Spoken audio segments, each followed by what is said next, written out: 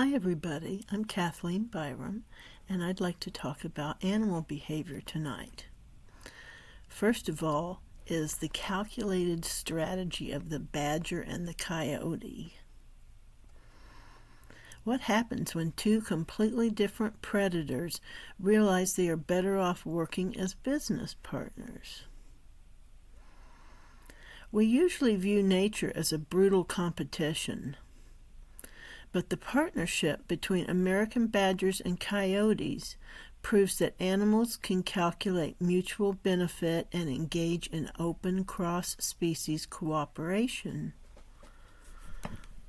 Coyotes are incredibly fast open-ground hunters, while badgers are expert underground diggers.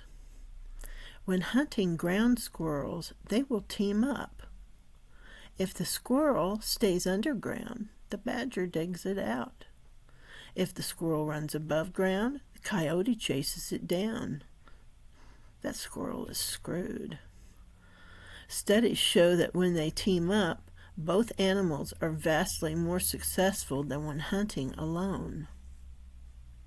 They even travel together, rest together, and play with each other like old friends.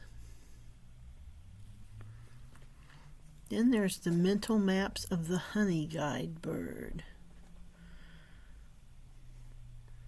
Imagine a wild bird that can literally recruit humans to do its heavy lifting.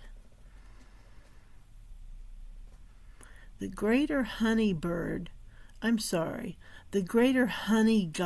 bird in Africa possesses a unique cognitive map and an understanding of human behavior.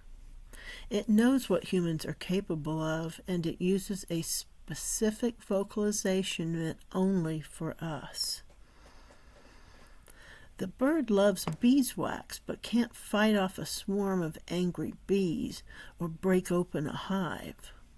So it finds a human, flies around them making a distinct, frantic churring call, and flies from tree to tree to guide the human directly to a wild beehive.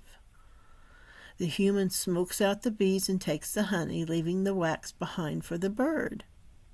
It's a flawless psychological manipulation of human labor by a wild animal.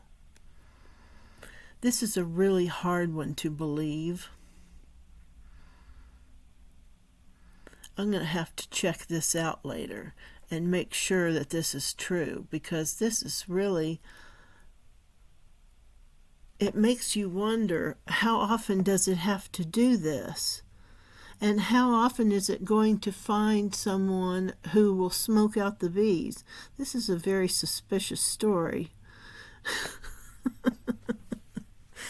I'm going to have to check this out later. The accidental farming of the damsel fish.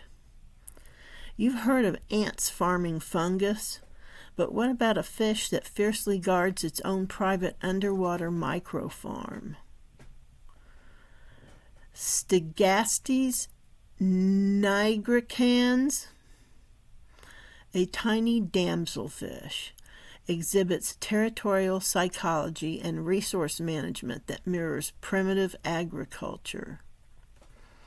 This little fish strictly eats one specific type of red algae, which is easily overgrown by other seaweeds. To protect its food, the damselfish creates an algae garden. It will aggressively attack anything that gets near it, even divers. If a useless piece of debris or a different weed lands in its garden, the fish will pick it up in its mouth, carry it outside the boundary, and spit it out. It literally weeds its own farm to keep its favorite snack growing. Did you enjoy these? I might like to do some more. If you're interested in hearing more, leave me a comment down in the bottom. And like and subscribe if you would. That would be wonderful. I'm Kathleen Byram, and I'm the author of Conversations with Donkey, A Bipolar Journey. Thank you for listening. Bye-bye.